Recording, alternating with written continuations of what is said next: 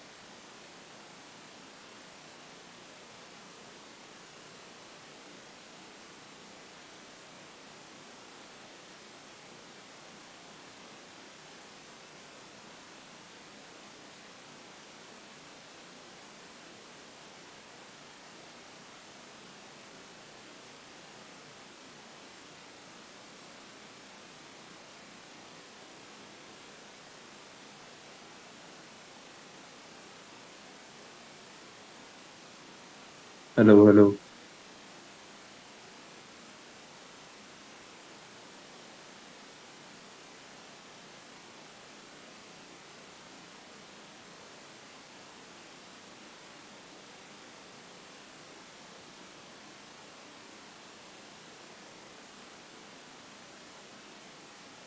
अस्सलाम वालेकुम।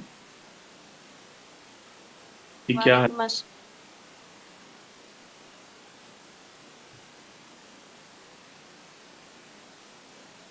आवाज ठीक आ रही है जी सबको?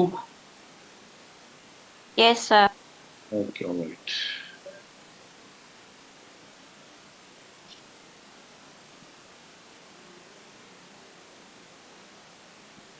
अस्सलाम वालेकुम सर। वालेकुम अस्सलाम। सर 2025 के सीरत के क्वेश्चन तो डिस्कस करते हैं, फिर एंड पे टाइम कम बच जाता है। नहीं, एंड पिकअप फिर मुझे आपने याद कराना है, क्लास 6:15 पे आपने याद करवाना है, 6:15 या 20 पे, ठीक है? ठीक है सर। 6:20 पे आपने बता देना, फिर मैं आपको 25 का पूरा पेपर डिस्कस कर दूंगा आप लोगों के साथ, ठीक है? ठीक है।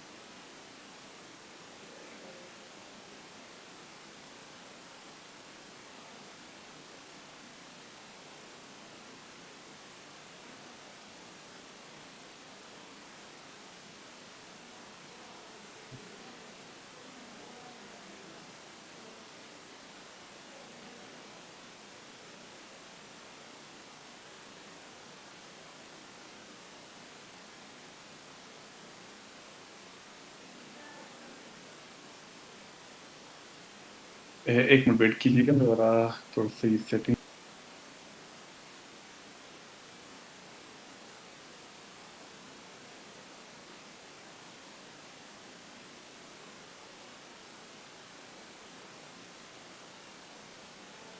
अच्छा जी, आज हम इकोनॉमिक सिस्टम को पहले कवर करेंगे, फिर इस चैप्टर में जो और हमारे कुछ क्वेश्चन हैं आसान से ही हैं, लीगल सिस्टम, जुडिशल हो गया या सोशल सिस्टम, उसको थोड़ा देखेंगे।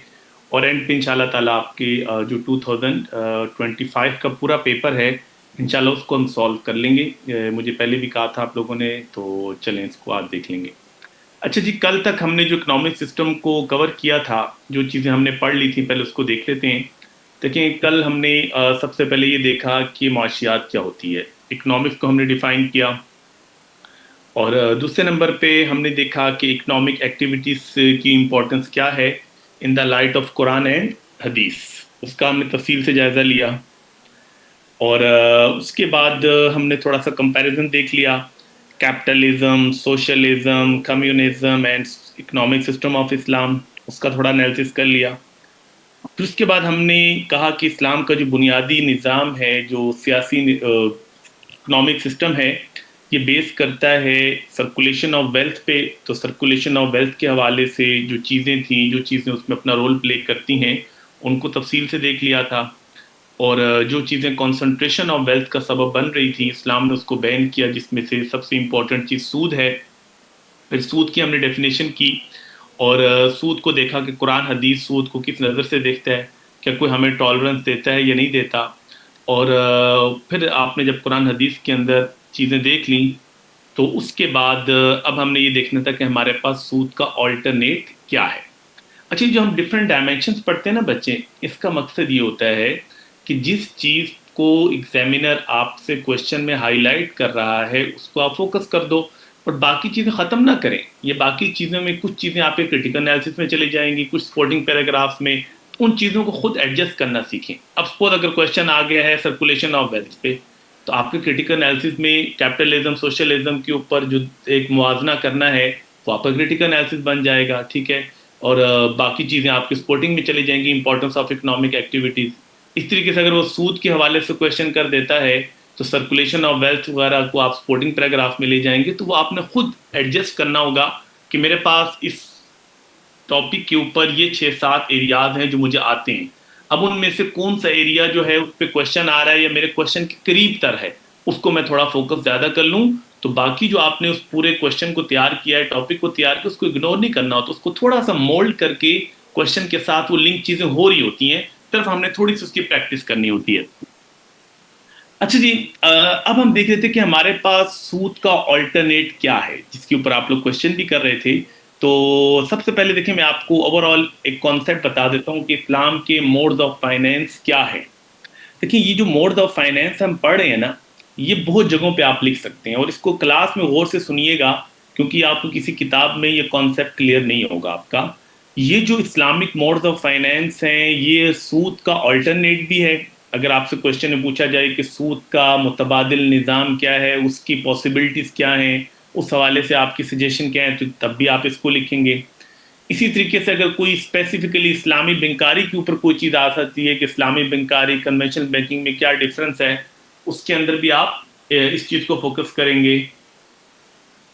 और इसी तरीके से जहाँ पर आप इस्लामिक जो ह्यूमन फाइनेंशियल प्रॉब्लम्स का सलूशन इस्लाम के पास क्या है, तो एक बहुत बड़ा मसला तो हमारे पास सूद का भी है, तो ये हल है सूद का, अंदर वही चीज़ है। अब आपने फाइनेंशियल प्रॉब्लम का सलूशन के तौर पर इसको पेश कर दिया। इसमें से बहुत सी चीज़ें ऐसी हैं जो अनएम्प्लॉयमेंट का सलूशन है, इनमें से बहुत सी चीज़ें ऐसी हैं जो आपके पास पॉवर्टी का सलूशन है। तो ये यही मोड्स ऑफ फाइनेंस बहुत सी चीज़ों के सलूशन भी बन जाएंगे, ठीक है। इसलिए आपने खुद इसको देखना है कि कहाँ कहाँ आप लिख सकते हैं। तो सबसे पहले जी मैं आपको ब्रीफली बता देता हूँ कि ये इस्लामी बैंकारी के अंदर भी इस्तेमाल हो रहे हैं, और अगर उसको आप थोड़ी देर के लिए साइड लाइन कर दें, इसको अलग से इस्लामिक कोई भी इकोनॉमिक सिस्टम है, स्टेट है, वो भी इनको अप्लाई कर सकती है लोगों के साथ मामला तय करने में, लोगों को बिजनेस में इन्वॉल्व करने में। तो सबसे पहले हमारे पास आता है कॉन्सेप्ट जी मुजारबा का। देखिए जी, मुजारबा ये होता है, ये कॉन्सेप्ट नबी अलैहिस्सलाम के दौर में भी मौजूद था। नबी अलैहिस्सलाम ने खुद भी मुजारबा किया। एक सहाबी थे, उनका नाम था हकीम बिन हिजाम। हकीम बिन हिजाम सहाबी के साथ आपने एक दो बार यही काम किया कि आपने कहा कि मैं तुम्हें पैसे देता हूँ और तुम जाके इसका बिजनेस करो, कोई चीज़ खरीदो और फिर हम आगे बेचेंगे। तो मुजारबा क्या होता है? एक शख्स, एक पार्टी के पैसे होती है, इन्वेस्टमेंट होती है। अच्छा जी, दूसरी पार्टी के पास पैसे नहीं है लेकिन उसके पास दिमाग है, वो अच्छा यूज़ कर सकता है, उसको बिजनेस की इसको अच्छी समझ बूझ है, तो आप उसको कहते हैं पैसा मैं दूंगा और बिजनेस आप करो, ठीक है। तो जो बंदा पैसा लगा रहा होगा, ठीक है, वो काम नहीं करेगा, वो सिर्फ क्या करेगा, पैसा लगाएगा। और दूसरा बंदा जो होगा वो पैसा नहीं लगा सकता, ये कंडीशन है मुजारबा की, वो सिर्फ क्या करेगा, मेहनत करेगा। जैसे मेरे पास 10 लाख रुपए हों, अब मैं किसी को कहता हूँ कि जनाब ये 10 लाख रुपए का मैं बिजनेस करना चाहता हूँ, यार मेरे पास तो टाइम नहीं है, मुझे बिजनेस का पता भी नहीं है, आप ऐसा करो कि इसका बिजनेस करो। वो कहेगा ठीक है। अब पैसा मेरा, मेहनत, स्किल, दिमाग उसका इस्तेमाल हो रहा है, टाइम उसका लग रहा है। अब असल में आगे बात है कि हमने उसको तय क्या करना है, उसकी क्लॉजेस क्या है। हम ये कहते हैं कि भाई जो भी प्रॉफिट लॉस होगा, जो भी इसमें हमें चीज़ होगी, उसको हम प्रॉफिट और लॉस के साथ शेयर करेंगे। अब वो आपस में हम तय कर लें, मैं कहता हूँ यार 60% मेरा होगा, 40% आपका होगा, या हम कहते हैं 50-50 रख लें या 70-30 रख लें, ये म्यूचुअल अंडरस्टैंडिंग से है। हमने एक रेशो तय कर ली। अब वही रेशो प्रॉफिट के अंदर भी होगी और वही रेशो लॉस के अंदर भी होगी। मैं उसको ये नहीं कह सकता कि भाई प्रॉफिट तो तूने मुझे देना है, लॉस हुआ तो तुम्हारा लॉस है। भाई क्यों? वो मेरे पे हाथ पे काम कर रहा है, उसकी मेहनत ज़ाया होगी, मेरा पैसा ज़ाया होगा, इसलिए हम प्रॉफिट लॉस दोनों को बियर करेंगे, पहली चीज़। और दूसरे नंबर पे प्रॉफिट फिक्स नहीं कर सकता। मैं नहीं कह सकता भाई 10 लाख में ना तूने मुझे हर महीने 20,000 पे देने हैं। भाई पहले साल उसको, पहले महीने उसको प्रॉफिट ही 2,000 का हुआ है, बिजनेस ही अभी शुरू किया था, तो वो मुझे 20,000 कहाँ से ला के देगा? उसके ऊपर तो बर्डन नहीं डाला जा सकता। तो हो सकता है अगले महीने 40,000 का प्रॉफिट हो जाए। तो ये जो चीज़ है ना, ये चीज़ हमने उससे तय करनी है कि हमने प्रॉफिट लॉस दोनों को बियर करना है, और दूसरे नंबर पे परसेंटेज तय करनी है, को फिक्स मैंने पैसे उससे नहीं लेने। ये दो चीज़ें इसमें ऐड करेंगे तो फिर ये मुजारबा का कॉन्सेप्ट बन जाएगा। अब ये आप आम लोग भी इस्तेमाल कर सकते हैं इसको, स्टेट भी इसको कर सकती है, स्टेट के पास पैसा है, वो लोगों कहे कि हम तुमसे काम लेते हैं, या लोगों के पास पैसा है, स्टेट उनसे कहे कि हम काम करके तुम्हें देते हैं। तो किसी भी तरीके से हो सकता है। आप देखिए, इससे आप गुर्बत कम, अगर इसको आप लिंक करते हैं अनएम्प्लॉयमेंट खत्म करने में या पॉवर्टी खत्म करने में, तो अगर लोगों के पास पैसा नहीं है, ठीक है, तो आप लोगों को अपने साथ इन्वॉल्व कर रहे हैं, उनसे आप काम ले रहे हैं, पैसा आप लगा रहे हैं। तो इसको स्टेट लेवल पे भी किया जा सकता है, और इस्लामिक बैंकिंग भी इसको इस्तेमाल करती है। इस्लामिक बैंकिंग कैसे इस्तेमाल करती है इसको, एक मिनट बचे।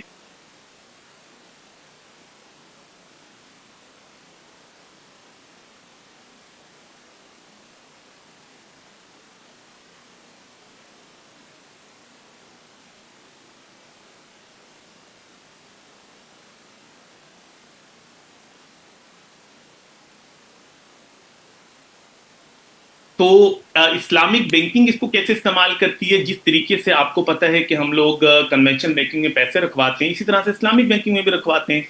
लेकिन कन्वेंशनल बैंकिंग में जाहिर है कि आप प्रॉफिट और लॉस दोनों को बियर नहीं करते, फिक्स रेशो ले रहे होते हैं, फिक्स अमाउंट ले रहे होते हैं। इन्हीं दोनों चीज़ों को इसने क्या कर दिया, ठीक कर दिया।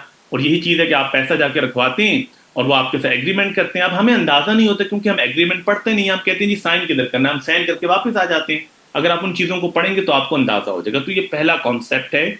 इस तरीके से आप जो पैसे फिक्स करवाते हैं, उसके लिए हमारे पास मुजारबा का कॉन्सेप्ट है, जिसको आप मल्टीपल यूज इसका आप हो सकता है, बैंकिंग में भी हो सकता है, पर्सनल लेवल पे भी हो सकता है, स्टेट लेवल पे भी हो सकता है।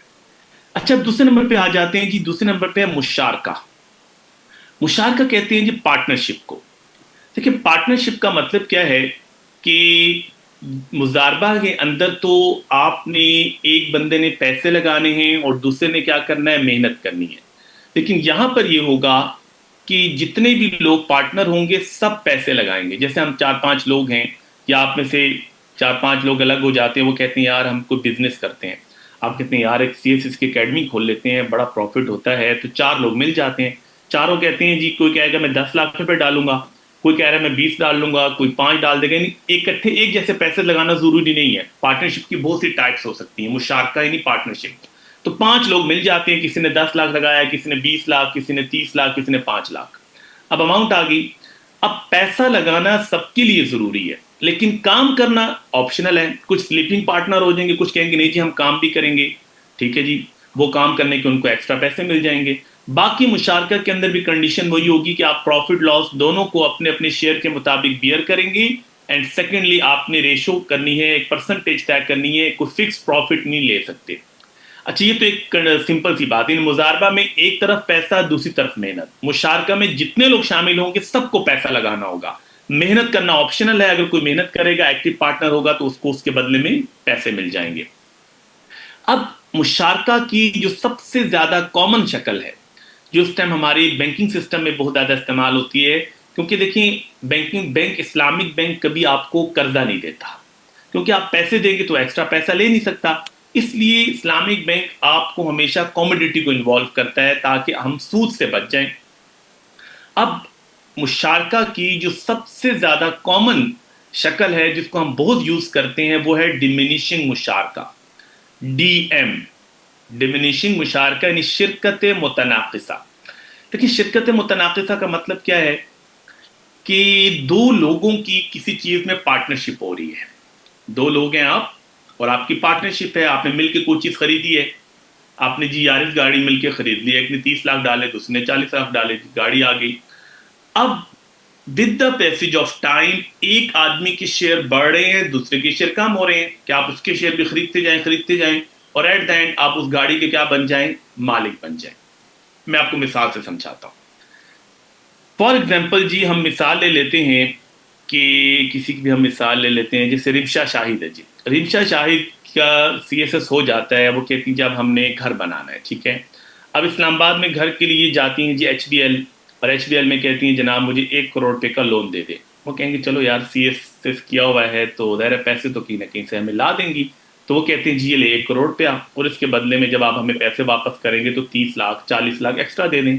अब ये 30-40 लाख क्या है, सीधा सा सूद है, इस्लाम में इजाज़त नहीं। अब रिमशा जाती हैं इस्लामिक बैंक, मीज़ान बैंक, उन्हें कहते हैं जनाब मैंने घर बनाना है, ताज़ा ताज़ा मैंने CSS किया है, तो इस्लामाबाद में मुझे घर बनाने का शौक है, तो आप ऐसा कीजिए कि मुझे 1 करोड़ रुपए का लोन दे दे। क्या मीज़ान बैंक आपको लोन देगा? बिल्कुल भी नहीं, क्योंकि उसको पता है कि मैंने 1 करोड़ रुपया दिया तो मैं एक्स्ट्रा तो ले नहीं सकता, वो तो सूद के अंदर आएगा। अब मीज़ान में कहेगा भाई ऐसा करो कि तुम्हें पैसे क्यों चाहिए, वो कहेंगे मैंने घर बनाना है। वो कहेगा ऐसा करते हैं कि मिल के घर खरीद लेते हैं। अच्छा जी कैसे? बैंक कहेगा ऐसा करो कि जनाब 10 लाख रुपए आप कहीं से अरेंज कर लो और 90 लाख रुपए में हम आपको देते हैं, ठीक है, और मिल के हम घर खरीदते हैं, पैसे नहीं दे रहे, हम पैसे इकट्ठे करते हैं और घर खरीदते हैं। रिमशा ने 10 लाख रुपए इकट्ठे कर लिए, मिजान बैंक ने 90 लाख रुपए इकट्ठे किए और 1 करोड़ रुपया हो गया। जाके इन्होंने कोई घर ले लिया छोटा मोटा। अब जब घर ले लिया 1 करोड़ रुपए का, अब बैंक कहेगा भाई आप इस घर में रहना शुरू कर दें। अब जब इस घर में रिमशा रहेंगी तो जहन में बात तो आएगी ना कि अब उनके शेयर तो 10% है रिमशा के, बाकी शेयर किसके हैं? बाकी सारे शेयर जो हैं वो तो मिजान बैंक के। तो मिजान बैंक ये कहेगा कि भाई आप इस घर में रहो, लेकिन जो शेयर आप हमारे इस्तेमाल कर रहे हो उसके बदले आपको किराया तो देना पड़ेगा, तो आप हमें क्या दे दो? रेंट दो। और रेंट लेना बिल्कुल जायज़ है, जिसको आप इजारा कहते हैं, आप घर किराए पे देते हैं, गाड़ी किराए पे देते हैं। अच्छा जी, बैंक कहेगा देखो ये जो आपका 1 करोड़ रुपए का घर है जिसमें 90% शेयर हमारे हैं, 10% शेयर आपके हैं, इसका सपोज अगर किराया बनता है 1 लाख रुपए, तो हम ऐसा करते हैं कि अगर आपने दिए हैं 90 लाख, 10 लाख, मैंने 90 लाख है, तो हम आपका किराया कितना कर देते हैं? 90,000, क्योंकि 10% शेयर तो आपके हैं। 90,000 आप हमें क्या दोगे? रेंट दोगे, क्योंकि आप इस घर में रह रही हो जिसमें हमारे शेयर बहुत ज्यादा हैं। अच्छा जी, अब अगर इसी तरह से रहते जाएंगे तो घर तो कभी रिमशा का नहीं होगा। तो बैंक ये कहेगा कि आपने हर महीने कुछ ना कुछ शेयर भी हमसे खरीदने हैं। आप ऐसा करो कि बाकी जो 60 लाख रुपए, 60,000 रुपए आप और हमें शेयर के दे दिया करो, यानी आप हमें महीने में 1.5 लाख रुपए देना, 90,000 हम रेंट पे काट देंगे, 60,000 रुपए आप हमसे शेयर खरीदते जाओ। चलो जी ठीक है, 2-4 महीने में शेयर बढ़ते जाएंगे और उसी हिसाब से किराया कम होता जाएगा। जब 5 साल में, 6 साल में, जब पूरे ये 90% शेयर इंशा खरीद लेगी, 90 लाख रुपए बैंक को दे देगी, तो क्या हो जाएगा? बैंक कहेगा तो अब तो घर हमारा रहा ही नहीं, तो ऑटोमेटिकली सारा घर के मालिक रिमशा बन जाएगी। ठीक है, तो क्या हुआ? शिरकत मुतनाकिसा में फिर सुन लें, दो लोगों ने पार्टनरशिप की, बैंक ने, रिमशा ने, ठीक है, और एक के परसेंटेज कितनी थी? 10, दूसरे की 19। With the passage of time Rimsha bank के शेयर खरीदती रही। पहले शिरकत थी, मुशारका, पार्टनरशिप, आहिस्ता आहिस्ता रिमशा के शेयर बढ़ रहे हैं, बैंक के शेयर कम हो रहे हैं, करते करते करते जब सोल ऑनर ये बन गई तो बैंक की छुट्टी हो गई। तो ये तरीकाकार इख्तियार किया जाता है, इसमें आप देखें सूद का एलिमेंट भी नहीं आया, आपको पैसे भी नहीं देने पड़े और आपका काम भी चल गया। तो ये है मुशारका, और मुशारका की सबसे पॉपुलर फॉर्म है जिसको हम कहते हैं शिरकत मुतनाकिसा, डिमिनिशिंग मुशारका। अब हम आ जाते हैं तीसरे मॉडल पे।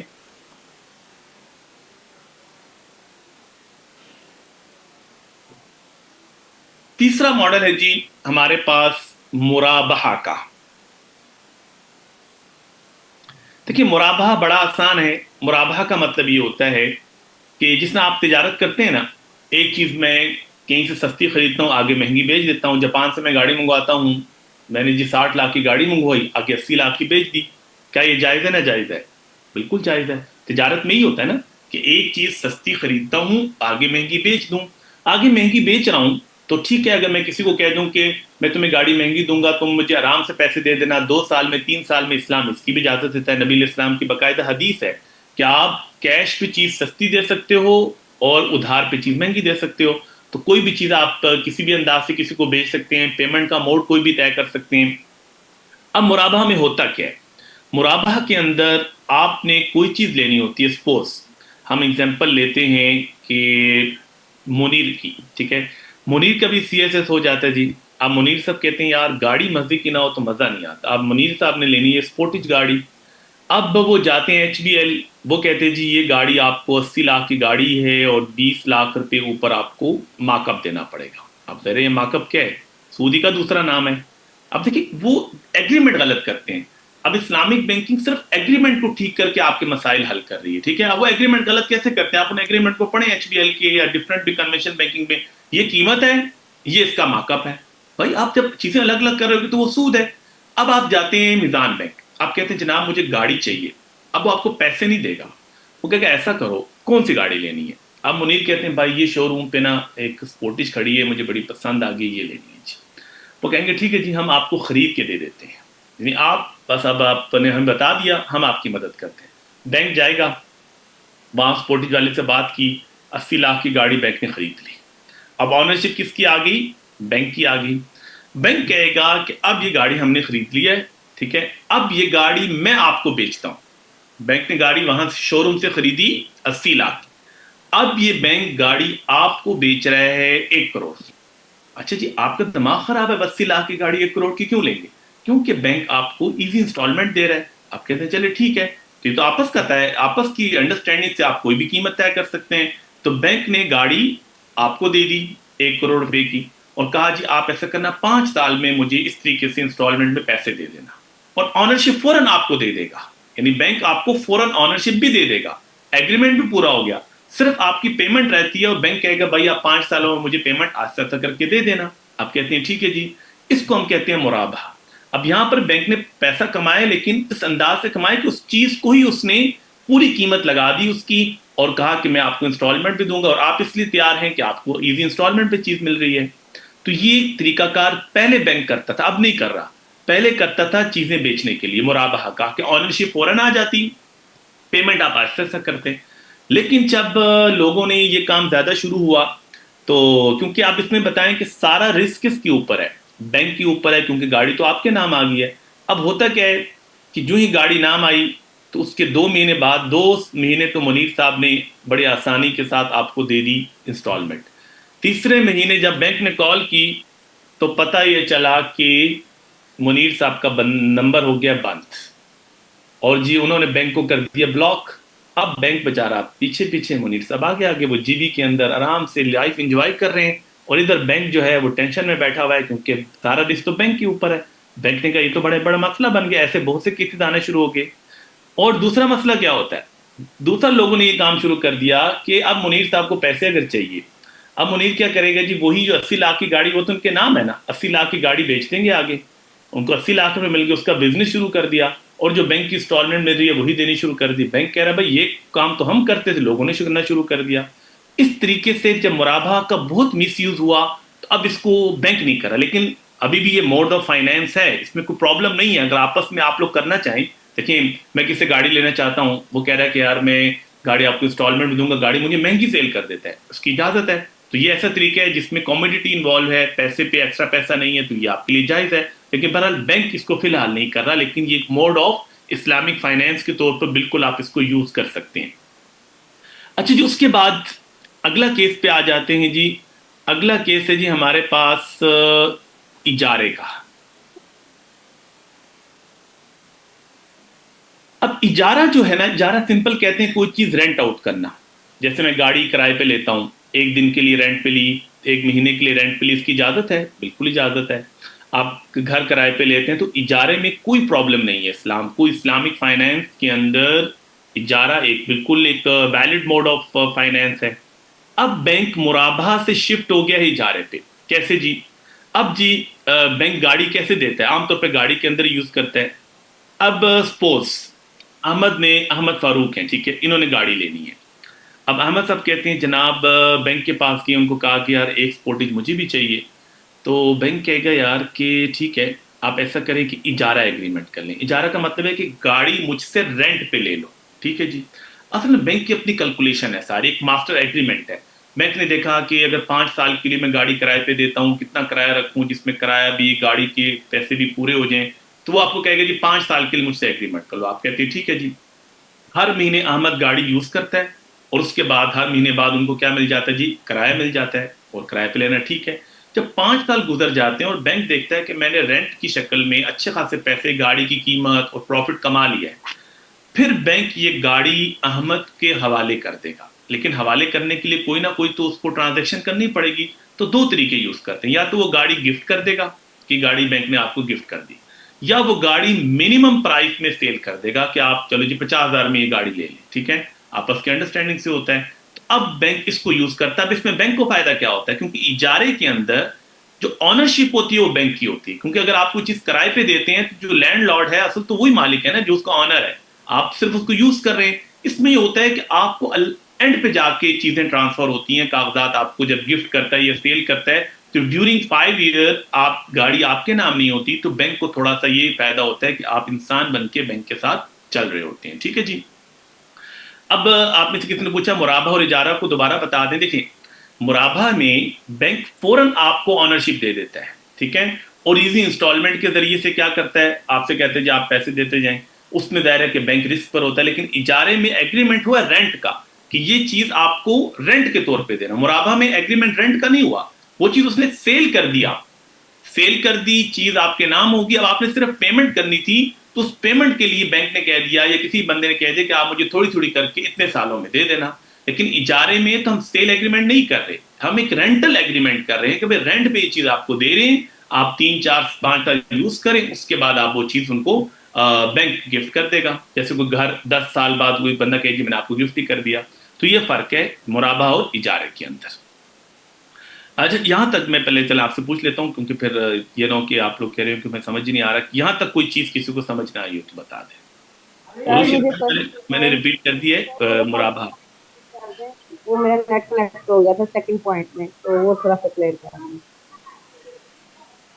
जी, यहाँ तक क्लियर है सबको? सर क्वेश्चन है सर। जी जी, सर ये जो फर्टिलाइजर वाले होते हैं एग्रीकल्चर मैं उस पे आ रहा हूँ बेटा। बेटा मैं वो सलम मैंने भी शुरू नहीं किया, मैं कह रहा हूँ ओके यहाँ सर, तक अगर आपने पूछना है तो पूछ लें, सलम पे मैं भी आ रहा हूँ, फर्टिलाइजर पे जाओ। ठीक सर है सर। मुझे सेकंड पॉइंट क्लियर कर दें। सेकंड पॉइंट मुझे तो नहीं पता बेटा, मैंने इतने पॉइंट बताए, अब उसमें सेकंड कौन सा है तो सर मुझे नहीं पता। या सर ये मुराबा से जो ऊपर वाला मुजारबा से नीचे वाला वो स्लाइड से शो नहीं हो रहा। वो तो मुशारका बताया था कि दो लोगों की पार्टनरशिप होती है और प्रॉफिट लॉस बेस पे वो बिजनेस करते हैं, और उसकी एक किस्म बताई थी शिरकत मुतनाकिसा डिमिनिशिंग मुशारका, जिसके अंदर ये बताया था आपको कि दो लोगों की पार्टनरशिप होती है, with the passage of time एक आदमी का शेयर बढ़ता है, दूसरा का कम होता है, और एंड पे दूसरा बंदा सोल ऑनर बन जाता है। और इसको ज़्यादा यूटिलाइज किया जाता है जब कोई चीज़ आपने खरीदनी होती है और आप हाउस फाइनेंसिंग के लिए बैंक के पास जाते हैं, तो वो घर मिल के खरीदता है आपके साथ, और आहिस्ता आहिस्ता आपको कहता है कि घर के जो मेरे शेयर हैं वो आप खरीदते जाओ, और आप जब बैंक के शेयर सारे खरीद लेते हो तो घर आपके नाम हो जाता है, और जब तक आप उसका घर यूज कर रहे होते हो जो उसको रेंट मिल रहा होता है उससे उसको फायदा हो जाता है और वो उसको प्रॉफिट मिल जाता है। अस्सलाम वालेकुम सर। ये कंदील बिल्कुल रेंट हलाल है। आप मुझे बताएं ना, गाड़ियां रेंट पे नहीं देते, नबी इस्लाम के दौर में ऊंट किराए पे लिए जाते थे, घर आप किराए पे दे सकते हैं, तो किराए में तो इजाजत है। एक घर है मेरा या आपका घर है, आपको मैं कहता हूँ मुझे घर चाहिए, आप कहती जी मैं 1.5 लाख रुपये रेंट पे दूंगी, अगर मैं राजी हूँ उस पर, आपको कोई मसला नहीं है। तो रेंटल इनकम बिल्कुल जायज है और उसकी कोई लिमिटेशन नहीं होती, म्यूचुअल कॉन्सेंट से आप कुछ भी तय कर सकते हैं। अस्सलाम वालेकुम सर।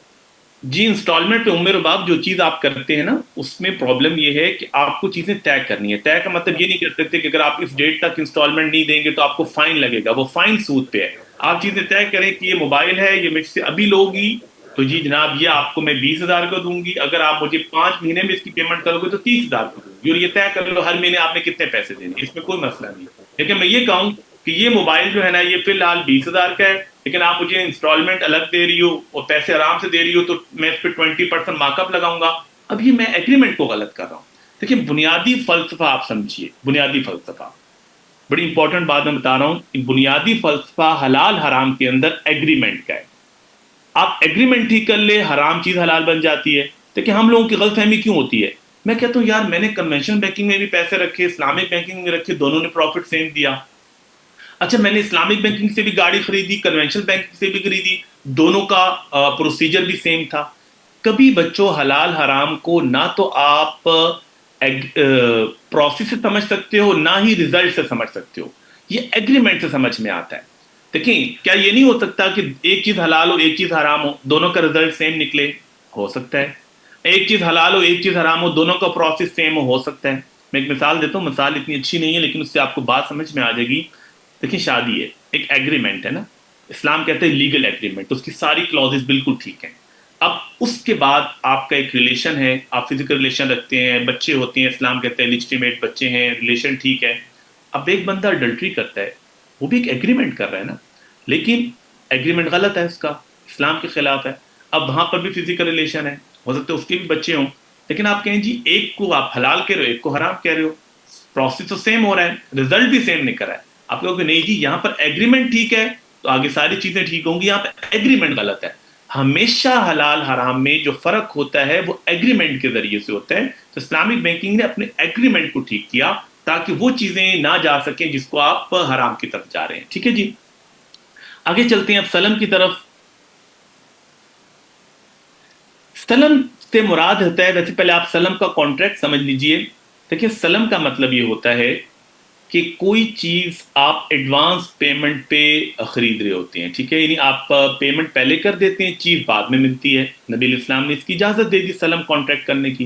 यानी मैं आप किसी के पास जाऊं, मैं कहूँ यार मुझे फर्नीचर बना के दो, चनियोटी फर्नीचर चाहिए जी, वो कहेगा अच्छा जी कौन सा, मैं कहता हूँ ये वाला, वो कहेगा पैसे दो एडवांस, मैंने चीजें लानी है, लकड़ी लानी है, अब चीज मौजूद नहीं है, मैं एडवांस पेमेंट देकर आ गया। नबी इस्लाम के दौर में होता था कि चमड़े से चीज़ें बनवाते, चमड़ा दे देते, पैसे भी दे देते एडवांस, वो चीज़ें बाद में बनाता। तो एडवांस पेमेंट ले लो, चीज़ बाद में दे दो, इसकी नबी अलैहिस्सलाम ने बाकायदा इजाज़त दी है। इसको हम क्या बोलते हैं, सलम। अब ये कहाँ पर यूज़ होता है, ये ज़्यादा एग्रीकल्चर लोन के अंदर हम इस्तेमाल करते हैं इसको। ये भी एक बड़ा अहम हमारा मोड ऑफ इस्लामिक फाइनेंस है। इसमें होता ये है कि देखिए कि अगर हमारे जो किसान भाई हैं उनको पैसे चाहिए हों तो आमतौर पर उनको पैसे चाहिए होते हैं मतलब बीज के लिए या खाद वगैरह लेने के लिए, फसल से पहले चाहिए होते हैं।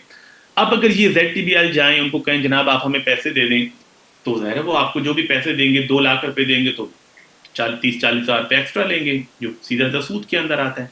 अब यही बंदा जाता है मीज़ान बैंक, कहते हैं यार मुझे पैसे चाहिए, मैंने खेती बाड़ी के लिए मुझे बीज लेने हैं, खाद लेनी है।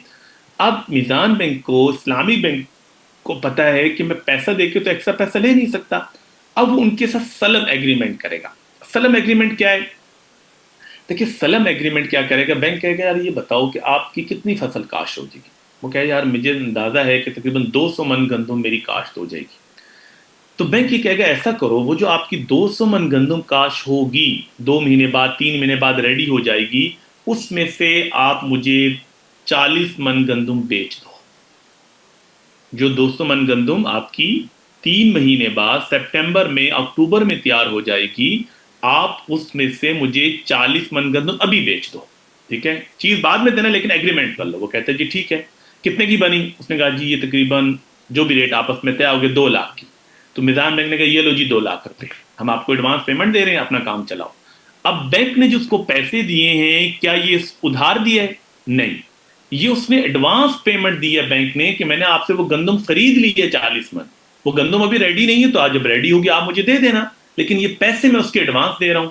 अब उसके अंदर क्योंकि सूद नहीं है, आपने एडवांस पेमेंट ले ली। अब जाता है किसान, वो उसकी क्या कहते हैं बीज खरीदता है, खाद वगैरह खरीदता है, उसके बाद फसल काश की, 3 महीने में फसल तैयार हो गई, 200 मन गंदम थी, चलो 150 थी, जितनी तैयार होगी। अब उसमें से 40 मन तो वो फरोख कर चुका है, तो 40 मन सबसे पहले बैंक के हवाले करेगा, भाई ये तो आप मैं पैसे ले चुका था, ये गंदम आपकी है। अब ये एक तरीका यूज करते हैं जिससे एडवांस पेमेंट बैंक दे देता है। बैंक को फायदा ये होता है कि वो रेट ज़ाहिर है कि थोड़ा सा कम लगा लेता है, तो उसका काम चल जाता है उस पर। और कभी रेट वैसे ही बढ़ जाता है बाद में, वो तो आगे की अनसर्टेनिटी वाली बात है ना कि मतलब आगे क्या होता है, नफा नुकसान तो फिर तिजारत में होता है। तो ये सलम एग्रीमेंट है जो कि आपको नजर आता है एग्रीकल्चर लोन के हवाले से। ठीक है जी, उसके बाद लास्ट में हम आ जाते हैं बच्चों इंश्योरेंस के हवाले से। देखिए इंश्योरेंस भी तकरीबन हमारे यहाँ अब बहुत ज़्यादा ये चीज़ आपको नज़र आती है। और आप में से कितने लोग हैं वैसे जिन्होंने इंश्योरेंस करवाई हुई है जी, कोई ऐसा है आप में से? सर मेरे फादर ने करवाई थी, मेरी छोटी सिस्टर की।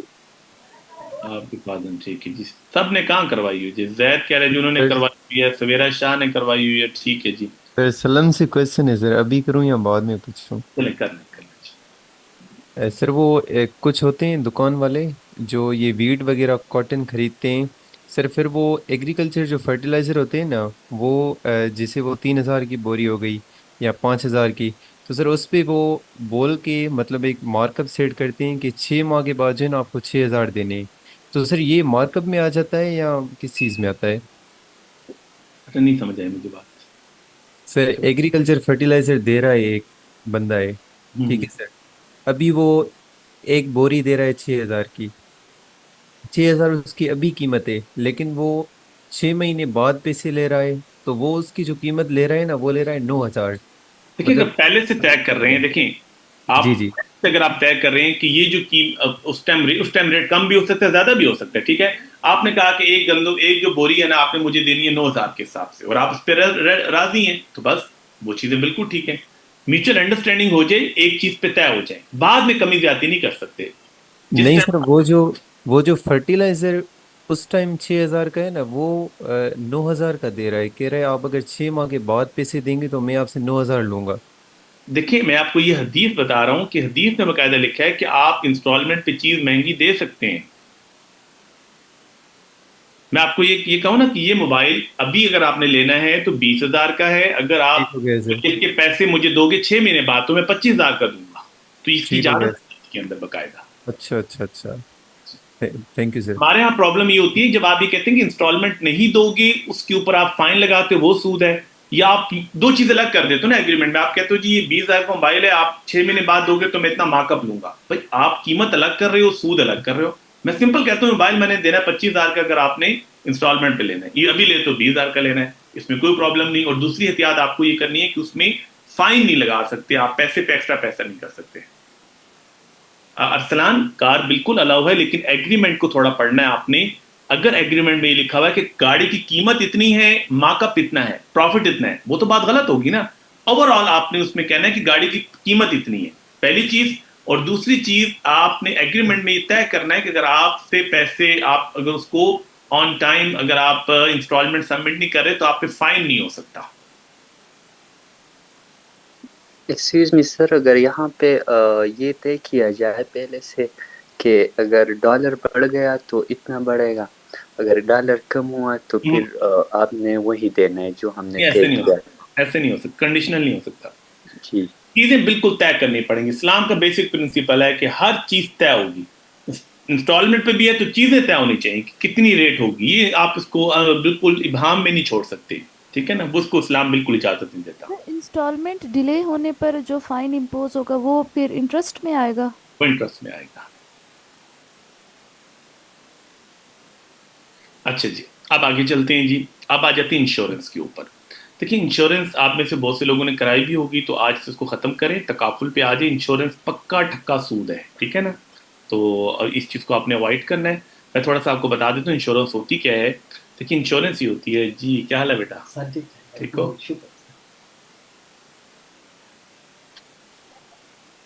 अच्छा जी, इंश्योरेंस ये होती है कि जैसे आप में से, हम में से कोई भी बंदा जाता है स्टेट लाइफ या गोल्डन जुबली, आप कहते हैं जी मुझे 10 साल की मैंने पॉलिसी लेनी है। वो कहते हैं जी ठीक है, 10 साल की पॉलिसी है तो 40 लाख की पॉलिसी ले लो 10 साल के लिए। आप कहते हैं ठीक है जी।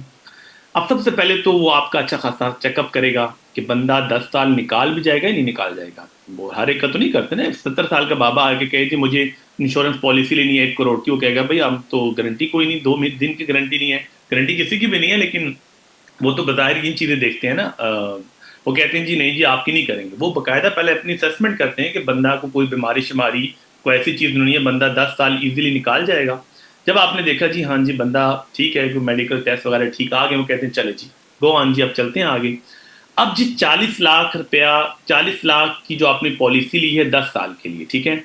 इसका मतलब ये होता है कि आपने 10 साल में मुझे तकरीबन 30 लाख रुपए देने हैं, थोड़े थोड़े करके, ठीक है। हर महीने या क्वार्टरली एक प्रीमियम आपने भरनी है। तो 10 साल में कितने पैसे दोगे? 30 लाख। और हम आपको 10 साल बाद कितने दे देंगे? 40 लाख। और अगर अल्लाह ना करे आपने पहले महीने या दूसरे महीने में ही डेथ होगी, तो हम ये नहीं देखेंगे आपने तो हमें सिर्फ 5,000 दिए थे, 10 दिए थे या 20 दिए थे। हम आपकी फैमिली को पूरे 40 लाख रुपए देंगे, ताकि उनको पता चले भाई बंदा तो चला गया है कब्र में, लेकिन हमें ऐश करा के जा रहा है, ठीक है। तो वो फिर दुआ भी आपको पता अच्छी निकलेगी उनके दिलों से, ठीक है। तो कहते हैं हम आपकी फैमिली को जनाब पूरा 40 लाख रुपया भिजवा देंगे। अब इसमें प्रॉब्लम कहाँ पर है? बोथ केसेस के अंदर प्रॉब्लम है। अगर पॉलिसी पूरी हो जाती है, 10 साल आपने पूरे करके 30 लाख दिए और ऊपर जो 40 लाख ले रहे हैं, ये 10 लाख क्या है? सीधा सीधा सूद के अंदर आता है। या सेकंड पे चले जाएं कि आप 2-3 महीने बाद ही अगर आपको पैसे मिलने हैं या नहीं मिलने, इसको अरबी में बोलते हैं गरर। और गरर को हदीस के अंदर कहा गया है कि ये जुआ है, यानी जिस चीज के अंदर गरर होगा, अनसर्टेनिटी, यानी एक अनसर्टेनिटी थोड़ी बहुत हर चीज में होती है ना, तिजारत है, चीज ऊपर नीचे हो गई, चीज महंगी होगी सस्ती होगी, लेकिन इतनी ज्यादा अनसर्टेनिटी तो जुए के अंदर होती है, एकदम 40 लाख आ रहे हैं या नहीं आ रहे, ठीक है। ये जो अनसर्टेनिटी है, गैर यकीनी सूरत हाल है, इसको गरर कहते हैं। इसको इस्लाम कहता है कि ये जुआ है, इसकी इस्लाम इजाजत नहीं देता।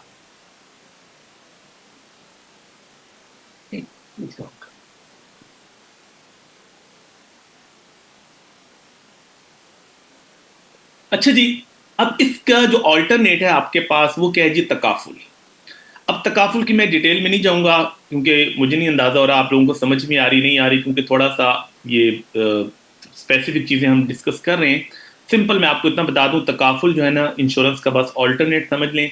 इसमें वक़फ़ और मुजारबा मॉडल को यूज़ करते हैं और उसकी इजाज़त है। अपनी लाइफ का भी तकाफुल करा सकते हैं, चीज़ों का भी, अगर वो शायद आपके लिए मुश्किल हो जाएगा, इसको बस इतना ही ध्यान में रखते हैं, ठीक है जी।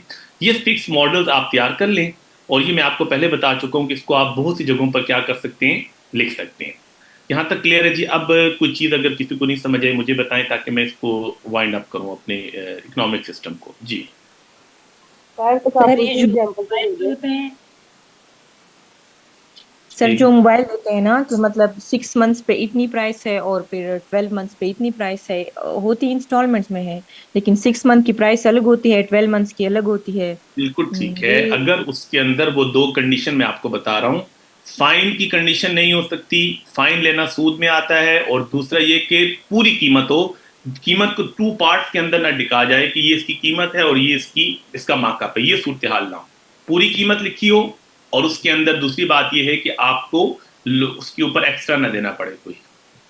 जहां से गरर कहते हैं सर अनसर्टेनिटी। जी जी बोलें। सर ये जो जमीन जो हम मतलब इधर तो हम इस तरह देते हैं कि मतलब हम दे देते हैं, फिर आधा फसल उनका आधा हमारा, जितना भी मतलब हो जाए, ये क्या है? ये सूद है? अब मुझे पूरी क्लॉज पढ़नी पड़ेगी ना कि उसमें क्या कंडीशन होती है। ये आप मुझसे ना अलग से डिस्कस कर लें, पूरी बताएं कि क्या है, ज़मीन किसकी है। आप अपने जो जिनको ठेके पे ज़मीन देते हैं उसकी बात कर रहे हैं, मतलब वो पूरा सिनेरियो सर देखना ये पड़ता नहीं है है बस एकदम। जी सर, ये नहीं सर बस सिंपल एक मतलब ये क्वेश्चन है। कंडीशन थी कि मतलब खर्चा हमारा होगा, लेकिन जो फसल होगी वो आधी आधी होगी, और जमीन भी हमारी। आप देखिए, फिर कंडीशन नफा नुकसान दोनों में शरीक होना है आपने। फिर ऐसे नहीं करना कि प्रॉफिट एक का लॉस एक का। अगर फसल ना हुई, नुकसान भी दोनों बियर करेंगे, क्योंकि इसमें देखें ना, आप जमीन आपकी है और लोग उस पर काम कर रहे हैं, ठीक है ना। तो अगर उसमें जो भी चीज होगी उसमें प्रॉफिट लॉस दोनों को शेयर करना है आपने, बस ये चीज ध्यान में रखें। सर अब एक क्वेश्चन है मेरा। हमारे ऑफिस में एक कंपनी आती है हर मंथ, वो भी इंश्योरेंस की है। वो हमें कहते हैं कि आप मिनिमम 5,000 पर मंथ आप हमारे साथ इंश्योरेंस में आए, पर मंथ आप हमें 5,000 देंगे, आफ्टर 5 years हम आपको 3 लाख देंगे। तो सर उस हिसाब से तो इस पे कोई इंटरेस्ट बन ही नहीं रहा, तो सर इस केस में हम इंश्योरेंस कर सकते हैं? आपको कितने पैसे कितने दे रहे हैं 3 सालों में? सर 3 नहीं, 5 years के बाद वो कह रहे हैं 3 लाख देंगे, और पर आपने मंथ वो कह रहे हैं कि आपने फाइव 5 ईयर थाउजेंड नहीं, 5 ईयर में कितना बन रहा है आपका? सर 3 लाख ही बन रहा है। तो फिर फायदा क्या हो रहा है? सर वो शायद, अब यही चीज सर मैं कंफर्म कर रही हूँ कि इसमें मार्कअप वगैरह या इस तरह का तो कोई तो ये सीन तो नहीं है कमेटी ना? होगी ना, ये जो आप बात करी तो कमेटी है। कमेटी ऐसी होती है ना कि जी 20 जी। लोग कमेटी डालें, 5-5 हजार जमा करें एक दफा, एक की नहीं करे दूसरे की नहीं करे, वो तो आपका अपना पैसा वही आपको मिल रहा है, ठीक है। यहाँ तक तो ठीक है, लेकिन वो ऐसा नहीं होगा, उसके बदले आपको कुछ बेनिफिट मिल रहा होगा कि आपका कोई इलाज फ्री होगा, इस दौरान आपको कोई ना कोई चीज मिल रही होगी, वरना कोई सर पागल है ये सर पांच ये जरूर कहते हैं हजार कि जैसे किसी के कोई हेल्थ इशू आ जाता है अचानक से, या ना। किसी की आप शादी पूरी आ बात नहीं जाती करें है। ना, आधी बात आपने छुपा दी है असल काम की। नहीं सर, तो अब देखें जैसे 5 years के लिए उनके साथ हमारी बात हो जाती है, लेकिन अब कोई भी इमरजेंसी है, लेट सपोज वो आफ्टर 6 months आती है, तो सर क्या वो हमें वो 3 लाख देंगे? सर देखिए, ये चीज देखनी पड़ेगी ना। ऐसे नहीं होता ना, आप उसको सही समझी नहीं होता। ये जो कंपनी आएगी ना, उसने आपसे हेल्थ इंश्योरेंस किया होगा, उसको वो कह रहे होंगे कि आप हमसे 5-5 हजार रुपये दें, और उसके बदले में हम ऐसा करेंगे कि अगर आपको कोई बीमारी हो जाती है, कुछ हो जाता है, तो हम आपका इलाज करेंगे, ठीक है। वो फ्री में इलाज होगा, कोई लिमिटेशन होगी कि 3 लाख तक का इलाज हम फ्री में करेंगे। अब उसके बाद अगर आपने इलाज करवा भी लिया, फिर भी आपको पैसे दे रहे नहीं दे रहे, वो कंडीशन अलग होती है। तो ऐसे तो कभी भी नहीं होगा कि हम 5 साल किसी को 5-5 हज़ार रुपये देते हैं और वो 5 साल बाद हमें 3 लाख दे दे, तो मुझे क्या फ़ायदा है? वो मैं खुद सेविंग ना कर लूँ? तो ऐसे नहीं होता, उसमें कोई ना कोई कंडीशन उन्होंने ऐड की होगी कि पैसे जो आप उनको इतना अरसा दे रहे हैं तो वो उसको यूज़ कर रहे हैं, तो उसके बदले में वो आपको भी तो कोई बेनिफिट देना चाह रहे होंगे, वो बेनिफिट आपका सूद में आएगा, क्योंकि आप किसी को कर्ज दे के बेनिफिट नहीं ले सकते। आप गोया 5-5 हज़ार उनको कर्ज दे रहे हैं, उसके बदले वो आपको बेनिफिट क्या दे रहे हैं कि आपको 3 लाख तो हम देंगे ही 5 साल बाद, लेकिन उसके बदले में आपको हेल्थ की फैसिलिटी दे देंगे। तो वो कर्ज के ऊपर एक्स्ट्रा आपको जो चीज मिल रही है ना, बेनिफिट, वो सूद में आता है। वही चीज है ना, कुल्लु कर्जिन, हर वो कर्ज जिससे प्रॉफिट कमा रहे हैं वो सूद है। अब ये पैसा आपका कर्ज के तौर पर, उससे आप प्रॉफिट कमा रहे हैं। सर फिर मैं एक बार ये कंफर्म क्या करूंगी तकाफुल में बेनिफिट नहीं होता? क्या चीज? क्या कह रहे हैं? सर क्या तकाफुल में बेनिफिट नहीं होता? नहीं आवाज आ रही मुझे। चले ठीक है जी, आगे चलते हैं। अच्छा जी, ये कमेटी के बारे में क्या बताएं आप? कमेटी ये ठीक है?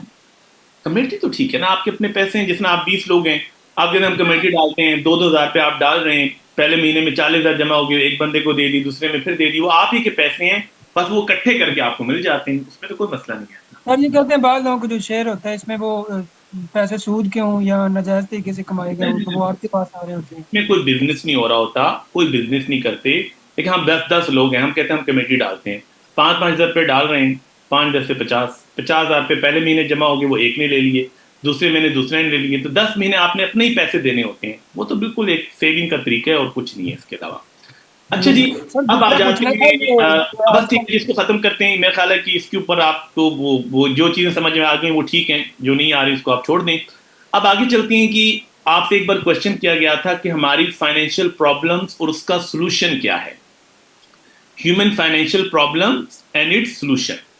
अब इस तरह का जो क्वेश्चन आएगा उसको आपने ऐसे नहीं कि एकदम आपने ऐसे अटेम्प्ट करना है, बल्कि मैं पहले एकदम आपको क्वेश्चन दिखा दूं, फिर आपके ज़हन में आएगा कि किस अंदाज से क्वेश्चन आते हैं, हमने इसको डील कैसे करना है।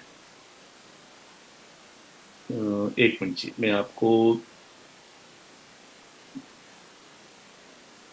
मेरा ख्याल है 2020 में शायद एक दफ़ा क्वेश्चन आया था और 22 से 23 में भी सेम क्वेश्चन आया है। ठीक है, इसको ज़रा मैं आपको दिखा देता हूँ।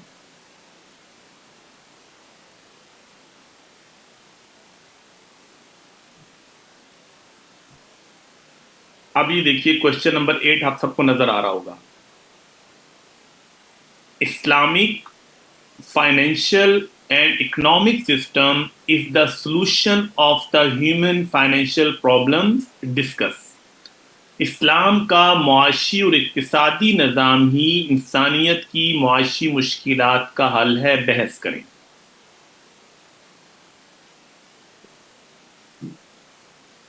आप में से कोई बताएंगे इस क्वेश्चन को कैसे टैकल करेंगे? सर ये जो अभी आपने डिस्कस किया है सूद का अल्टरनेटिव जो इस्लामिक सिस्टम है सर, वो भी तो हम इसमें डिस्कस कर सकते हैं। पूरा बताएं, पूरा बताएं। अगर किसी ने बिजनेस करना है और वो बैंक की तरफ ना जाए, क्योंकि बैंक पे फिर उसे मार्कअप देना पड़ेगा, वो फिर इस्लामिक बैंकिंग की तरफ जाए। फुल आंसर, मुझे पूरा आंसर बताइए कि इसको कैसे स्टार्ट करेंगे। इंट्रोडक्शन के बाद क्या लिखेंगे, स्टार्ट ही से इस पे जाएंगे, क्या करेंगे इसको? सर पहले कन्वेंशनल और इस्लामिक फाइनेंशियल सिस्टम का थोड़ा डिफरेंस बताएंगे। देखिए, ये चीज मैं आपको बताना चाह रहा हूँ कि जब हम क्वेश्चन देखते हैं ना, अब आपने क्वेश्चन देखा इस्लाम का मुआशी और इक्तिसादी, एक ही बात है, ये सोल्यूशन है ह्यूमन फाइनेंशियल प्रॉब्लम्स का। तो ऐसे नहीं करना कि तारुफ के बाद से ही आप इस पे स्टार्ट हो जाएं। आप तारुफ के बाद पहले ये तो बताना ना इस्लाम का मुआशी निज़ाम है क्या, फिर हम उस पर आते हैं ना कि हमारे फाइनेंशियल प्रॉब्लम का सोल्यूशन क्या है। एकदम क्वेश्चन को स्टार्ट नहीं करना होता, ठीक है। आपने इंट्रोडक्शन के बाद थोड़ा सा बता दिए वही चीज़ें जो पढ़ी हैं, इस्लाम का मुआशी निज़ाम क्या है, उसके अंदर काम करने की इम्पोर्टेंस क्या है, उसके बेसिक प्रिंसिपल्स क्या हैं, उसमें सर्कुलेशन ऑफ वेल्थ क्या है। यानी थोड़ा सा आपने 20-30% इस्लाम का मुआशी निज़ाम को पहले डिफाइन करना है। सर्कुलेशन ऑफ वेल्थ क्या है, इंपॉर्टेंस ऑफ इकोनॉमिक एक्टिविटीज़ क्या है। जब ये सारा आपने एक पिक्चर बता दी कि अब इस्लाम का मुआशी निज़ाम नज़र आ रहा है, उसके बाद फिर आप इस क्वेश्चन को यूं आगे आएंगे कि हमारे फाइनेंशियल प्रॉब्लम्स क्या है, उनका सोल्यूशन क्या है। आप नंबर 1, और जितना ऑर्गेनाइज आपका पेपर होना उतनी चीजें बेहतर होती हैं। ऑर्गेनाइज कैसे हो सकता है? कि आप उसमें वन बाय वन करें। सबसे पहले बताएं जी हमारा number one, issue number one क्या है जी? पॉवर्टी। या आपने अपना प्रॉब्लम हाईलाइट कर दी। अच्छा, इस पॉवर्टी को कैसे खत्म कर सकते हैं? नीचे आप सोल्यूशन देते हैं, ज़कात एंड फितराना। ठीक है, आप इसको एक्सप्लेन करें कि ज़कात से पॉवर्टी कैसे खत्म हो सकती है, उसको कैसे अच्छे तरीके से यूटिलाइज किया जा सकता है। अच्छा, दूसरी आपने बड़ी प्रॉब्लम लिखी कि हमारे नौजवानों को कर्जा चाहिए। अब कर्जे के ऊपर एक्स्ट्रा पैसा सूद है, उसके लिए कर्ज हसना का कॉन्सेप्ट है। कर्ज हसना कहते हैं कि आप जिस किसी को उतने ही पैसे दें जितने पैसे उससे आपने लिए हैं उतने ही वापस कर रहा है, उस पर एक्स्ट्रा ना डालें। आपने कहा जी कर्ज हसना को लोन के साथ लिंक कर दिया। अच्छा जी, हमारा तीसरा बड़ा मसला क्या है? आपने कहा इन्फ्लेशन है, अनएम्प्लॉयमेंट है। अच्छा, जहां पर सूद की बात आएगी वहां पर इस्लामिक मोड्स ऑफ फाइनेंस आ जाएंगे। करंट डेफिसिट को कैसे खत्म कर सकते हैं? नबी इस्लाम की सिर्फ एक हदीस है, खाओ पियो लेकिन फजूल खर्ची ना करो। इस टाइम हमारा जितना भी करंट डेफिसिट होता है, जो इंपोर्ट बिल बनता है, उसमें सबसे ज्यादा वो चीजें हैं जो लग्जरी आइटम है, फूड आइटम्स हैं जो डब्बों में आती हैं, उसके बगैर गुजारा चल सकता है। आपकी बहुत बड़ी जो कॉस्मेटिक्स है वो सारी बाहर से आती है और उसके बगैर भी काम चल सकता है। अगर फिल्टर्स पे काम चला लें तो वो कितना पैसा उधर बच सकता है। तो सिर्फ एक का बात के ऊपर कि खाओ पियो लेकिन फजूल खर्ची ना करो, इसराफ ना करो, तो उससे आप देखें आपका कितना इंपोर्ट बिल कम हो सकता है। आपका एनर्जी क्राइसिस है, एक बहुत बड़ा मसला है। आपके नबी इस्लाम की सिर्फ एक हदीस पे अमल कर लें।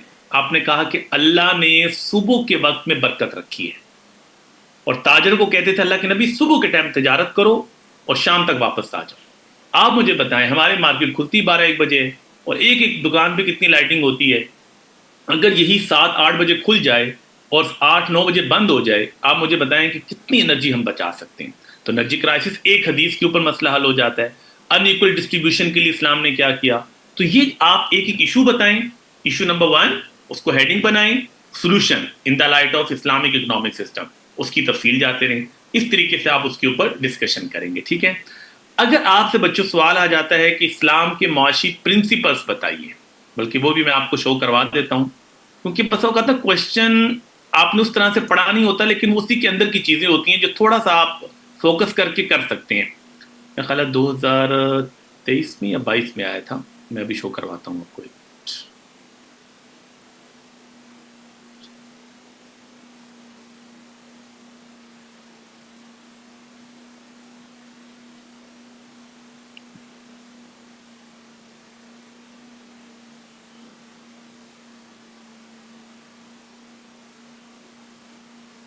दो 2022 में भी आया था जी। 22 वाला मैं आपको शो करवाता हूँ क्वेश्चन। अभी आपने मुझे बताना है।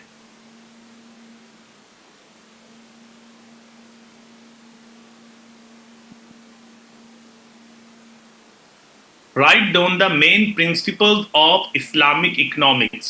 How does these principles provide solution to contemporary challenges? अब देखिए वही चीज है, कंटेम्प्रेरी चैलेंज जो हमारे मसाइल हैं उनका हल इस्लाम का मुआशी निज़ाम कैसे पेश करता है।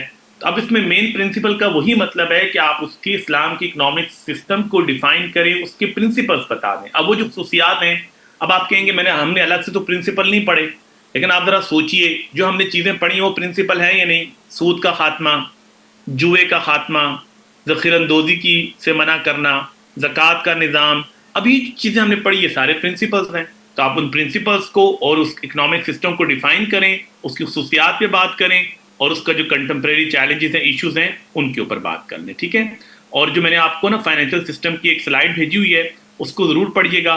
उस स्लाइड के अंदर तकरीबन आपको बहुत सी अच्छी चीज़ें मिलेंगी जिससे आप अपने नोट्स को बेहतर कर सकते हैं। तो अब जी हमारा ये इकोनॉमिक सिस्टम कवर है, इसको हमने थोड़ा तफसील से इसीलिए किया कि इस पर क्वेश्चन बहुत ज़्यादा आता है। तो अब हम आगे चलते हैं जी। इसमें अब कोई बात पूछनी है तो मुझसे पूछ लें ओवरऑल इकोनॉमिक सिस्टम के हवाले से। जी सर, ये जो क्वेश्चन है ना, हाउ डज आपने वो किया, like how does this Islamic system provide solution to these challenges, तो हम इसमें भी प्रॉब्लम और सॉल्यूशन को कंपेयर कर लेंगे कि किस तरह। बिल्कुल बिल्कुल वही लिखना ही वही है। देखिए उसमें चैलेंजेस वही है ना, और चैलेंजेस बताएंगे उसका सॉल्यूशन बताएंगे, बिल्कुल ऐसे ही करना है। ठीक है, ओके सर। अच्छा जी, अब 7 चैप्टर के अंदर देखें, बेसिकली तो आपने यही 4 चीजें याद करनी है, इजमा, इज्तिहाद, पॉलिटिकल सिस्टम, इकोनॉमिक सिस्टम। ठीक है, इन्हीं पे क्वेश्चन आता है, बाकी नहीं आता। लेकिन फिर भी हम एक दफ़ा गो थ्रू कर लेते हैं, एक दो चीज़ें और जो पूछी जा सकती हैं। चलें, जब हम पूरा चैप्टर ही कर रहे हैं, देखिए एक इसके अंदर सोशल सिस्टम है, अगरचे कभी क्वेश्चन नहीं आया इसके ऊपर, और एक थोड़ा सा आपने इस्लाम का पनिशमेंट का सिस्टम है, जुडिशल सिस्टम के हवाले से चीज़ें आ सकती हैं, इनको मैं थोड़ा सा गो थ्रू करवा देता हूँ आपको। आप में से कुछ बोल रहे थे कोई? जी फरमाइए। जी सर, मेरा आपसे क्वेश्चन है थोड़ा सा पेपर राइटिंग से रिलेटेड। सर मेरा ना एक्चुअली ये है कि मैं पेपर अटेम्प्ट करती हूँ ना, तो मेरे पास डाटा सारा होता है और मुझे ना वो कंसाइज नहीं करना आता या प्रिसाइज नहीं सॉरी करना आता। तो मैं ना उसको ना फर्स्ट क्वेश्चन को बहुत लॉन्ग डिटेल में ले जाती हूँ और मेरा ये होता है कि डायग्राम्स भी मैं नीट बनाऊँ, राइटिंग भी नीट हो। इस चक्कर में ना बाकी जो 4 क्वेश्चन हैं वो कंप्रोमाइज हो जाते हैं। सर ये प्लीज बताइएगा कि मतलब हम राइटिंग को ना फोकस करें, वो रफ हो या मतलब लाइक रफ मैडम देखिए, आप ऐसा करें कि क्लास के बाद ना आप मुझसे अपना कोई क्वेश्चन शेयर कर दीजिएगा ना, फिर मैं आपको उसको देख के बताऊंगा कि आपकी प्रॉब्लम क्या है। ठीक है, आप मुझे अलग से भेज दीजिएगा कि क्या मसला है, उसको मैं देखूंगा। आप में से बाकी कुछ लोगों ने भी मुझे कल रिस्पॉन्स भेजे थे, मुझे टाइम नहीं मिला, तो इंशाल्लाह उसको भी मैं देखना है और आप मुझे भेज दीजिएगा कि ये मेरा क्वेश्चन है, इसमें मुझे ये प्रॉब्लम आ रही है। ठीक है, मैं इंडिविजुअल उसको देख लूंगा। Okay sir, okay thank you sir. अच्छा जी, अब जुडिशल सिस्टम पे अगरचे क्वेश्चन नहीं आया और ज़्यादा इसमें चीज़ क्या है, बेसिकली इस्लाम का पनिशमेंट का जो सिस्टम है इसके ऊपर ही डिबेट होती है। ज़्यादा बड़ी डिबेट क्या होती है कि इस्लाम का जो पनिशमेंट का सिस्टम है और उसके अंदर ज़ाहिर है कि हमारे जुडिशरी इस तरह तो अब उन सज़ाओं को नाफिज नहीं कर रही, लेकिन इनिशियली आप खुलफा राशिदीन का दौर देखते हैं, उसके अंदर ज़ाहिर है नबी इस्लाम के दौर में भी हमारे यहाँ जो सज़ाएँ हैं वो ज़रा सख्त हैं, जिसको वेस्ट ये कहते हैं कि आप इनह्यूमन पनिशमेंट देते हैं और ये एक वायलेंस है, फलां बहुत सी बातें करते हैं। सबसे पहले तो आप इस थीम को समझिए कि क्यों इस्लाम में सज़ाएं सख्त क्यों हैं। हाथ काटना, हाथ और पाँव काट देना, कोड़े लगाना, फिर संसार कर देना, इसको लोग बहुत, और आपको पता है वैसे भी तो कैपिटल पनिशमेंट के ऊपर वेस्ट की तरफ से प्रेशर ज़्यादा आता है कि आप कैपिटल पनिशमेंट में ना जाएं। EU तो अब दायरे कैपिटल पनिशमेंट को छोड़ ही रहा है, तो इस हवाले से भी प्रेशर आता है। तो सबसे पहले देखिए, इस्लाम ये कहता है कि पनिशमेंट ऐसी होनी चाहिए जिससे लोगों के अंदर डर पैदा हो। इस्लाम में कभी पनिशमेंट का सिस्टम ये नहीं है कि पनिशमेंट में आपने किसी को पेन देना है, तकलीफ देना कोई मकसद नहीं है। ठीक है, एक बंदे को तकलीफ देके क्या करेंगे, या तकलीफ से उसकी मौत जाएगी, क्या होगा।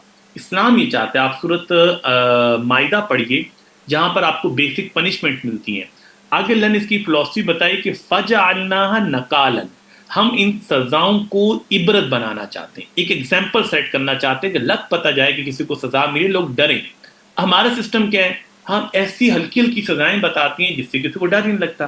लेकिन मुझे पता हो कि चोरी करने के ऊपर मुझे जेल में भेजेंगे, 2 महीने मैंने जेल में काटनी है, वहाँ पर अच्छा खाना शाना टैट मिलेगा मुझे, तो मुझे बताएं कि मैंने जो अल्टीमेट सजा है चोरी की, जब मैंने जहनी तौर पर उसको एक्सेप्ट कर लिया है, तो मुझे कोई बंदा चोरी से रोक सकता है? मैं कहूँगा मैं क्यों रुकूं, क्योंकि मैक्सिमम जो सजा है मैंने ज़हनी तौर पर उसको एक्सेप्ट किया हुआ है। लेकिन अगर मुझे पता होगा कि चोरी करने के बाद मेरा हाथ नहीं रहेगा, अब जनाब मैं सोचूंगा भाई ये तो पनिशमेंट मेरे लिए एक्सेप्टेबल नहीं है ज़हनी तौर पर, अब मैं उसको रोकूंगा? बिल्कुल रुकूंगा, मुझे डर लगेगा उस चीज़ से।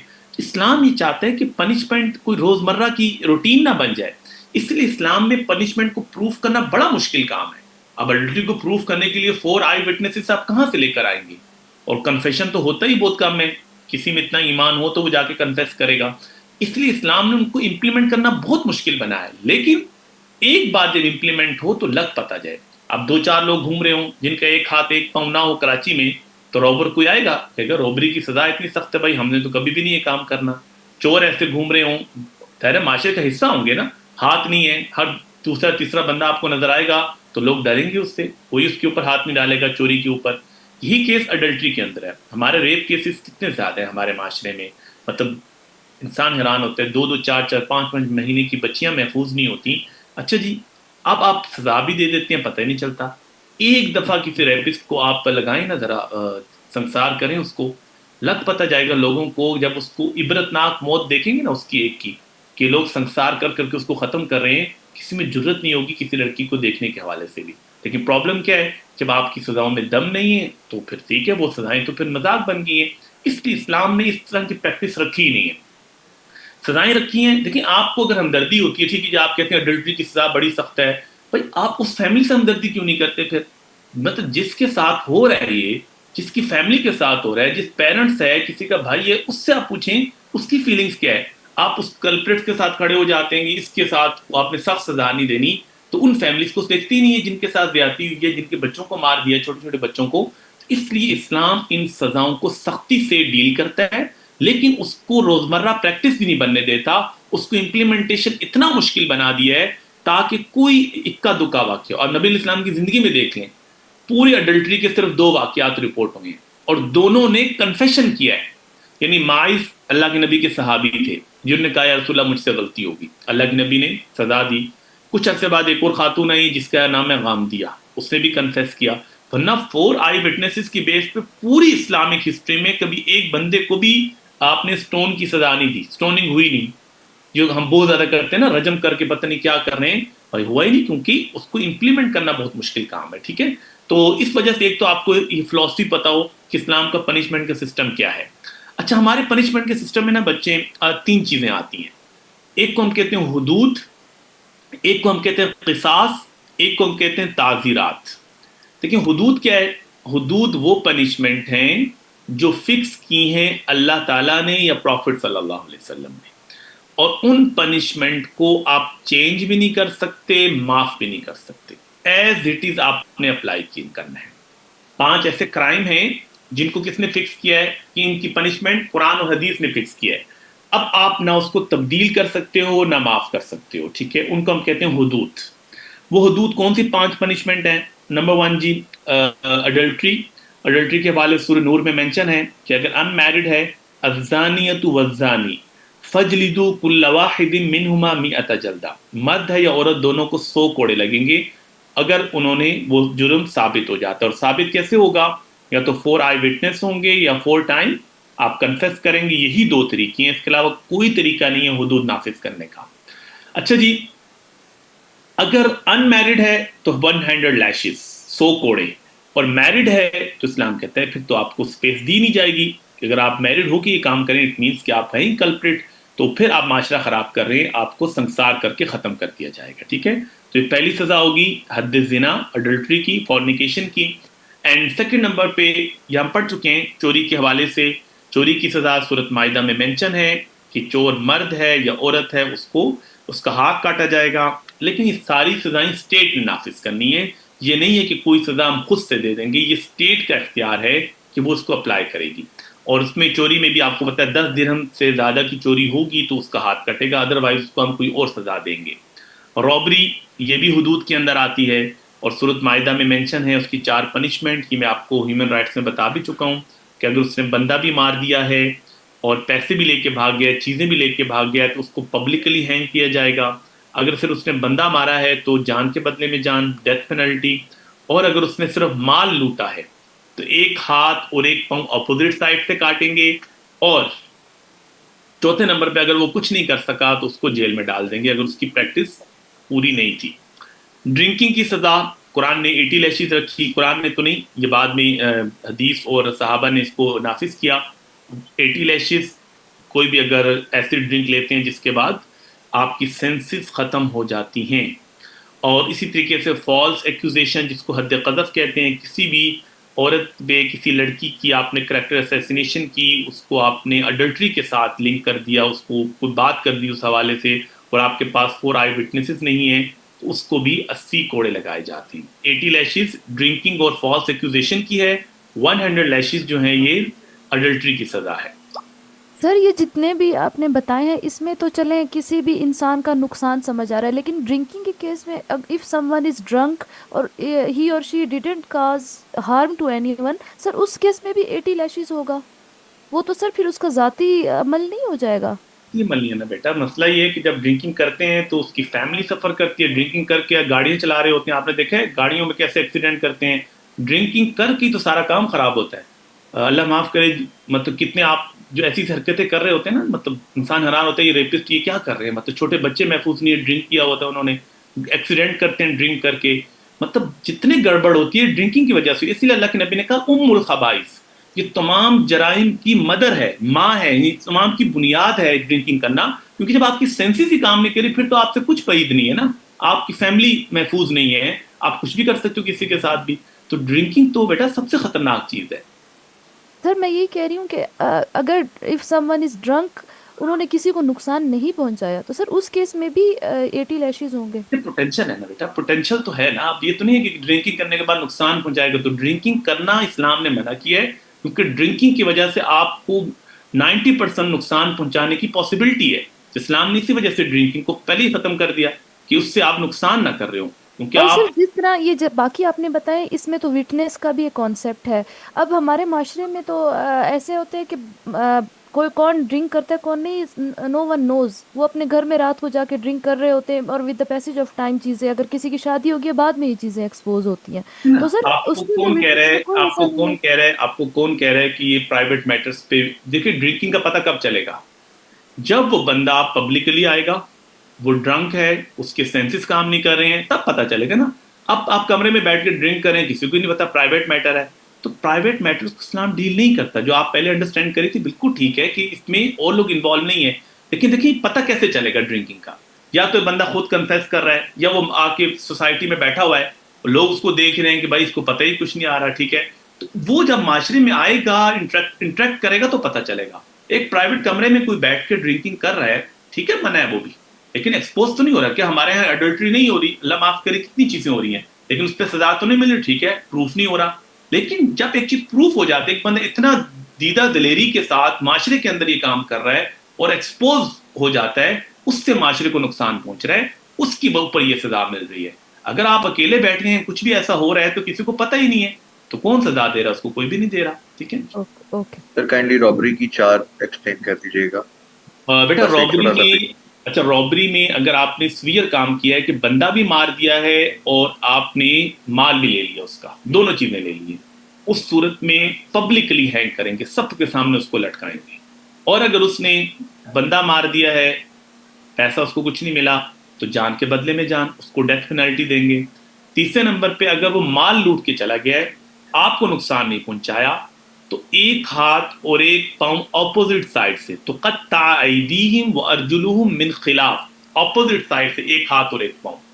और चौथे नंबर पे युनफ़ौ मिनल अर्ज़। अभी जनाब ने नया नया काम सीखा था और आपने जनाब उल्टा उसको लिटा दिया। अब वो क्या जनाब, मैं तो पहली ट्राई थी और वो भी नाकाम होगी उसकी।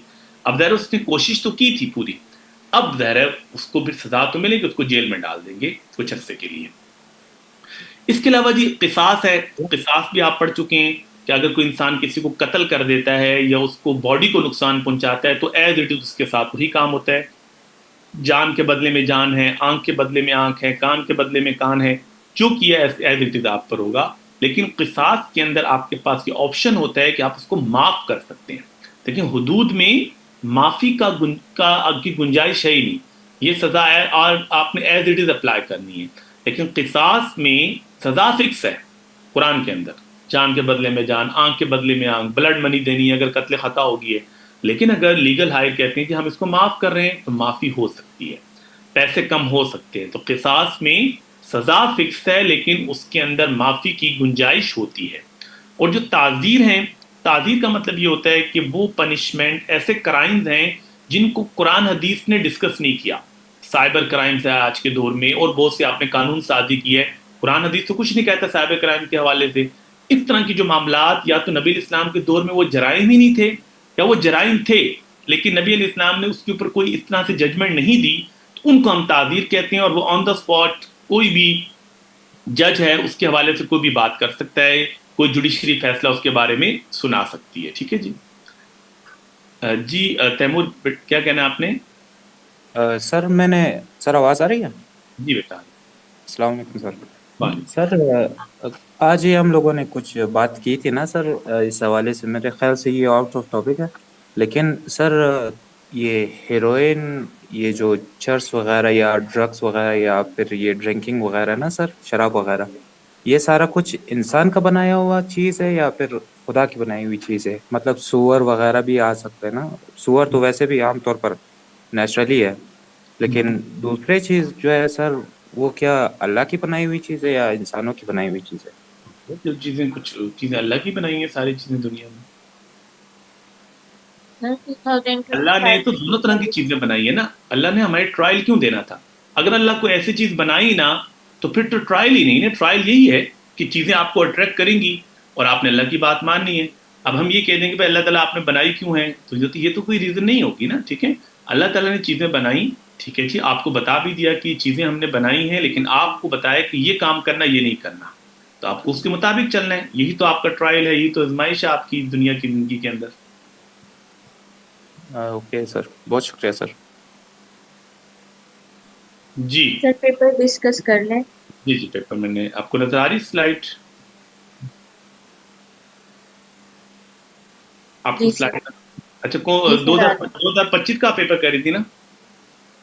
जी सर, वो टफ था। 2025 का बिल्कुल टफ था थोड़ा सा। देखिए पहला क्वेश्चन आया था, व्हाट इज मेंट बाय फर्ज किफाया। फर्ज किफाया क्या होता है, what is its religious and social significance, उसकी मजहबी और समाजी तौर पर अहमियत क्या है। In the present era which affairs are considered to be included in the scope of फर्ज किफाया। 3 चीजें पूछी ना आपसे। फर्ज किफाया की डेफिनेशन, मुराद क्या है इससे, इसकी अहमियत पे बात कीजिए, और बताइए कि आज के दौर में कौन सी ऐसी चीज़ें हैं जो फ़र्ज़ किफ़ाया के दायरे इख्तियार में आती हैं। सबसे पहला काम ये होता है कि आप तीनों चीज़ों को समझिए। बिल्कुल आउट ऑफ सिलेबस क्वेश्चन था। अब आप देखें पूरे सिलेबस में ये चीज़ नहीं है। आजकल पता नहीं क्या एक क्वेश्चन ऐसा दे ही देते हैं कि जिसका कोई ताल्लुक नहीं था। फ़र्ज़ किफ़ाया मुझे बताएं कहाँ पर आएगा।